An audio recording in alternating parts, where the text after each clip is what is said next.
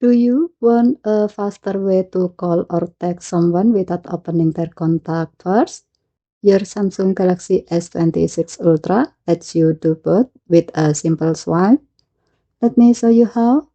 First, open the phone app. Tap the three-dot menu in the top right corner. Then tap Setting. Scroll down the screen. Next, tap Other Call Setting. Here, enable swipe to call or text. Now, open your contact list. Simply swipe right on a contact to call them.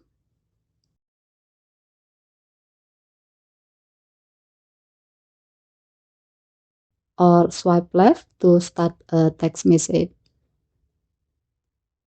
The shortcut save a few taps every time you call or text someone, making everyday communication quicker and more convenient. And that's how to swipe to call or text on the Samsung Galaxy S26 Ultra. Okay, thank you for watching. Please help to like and subscribe. Have a nice day.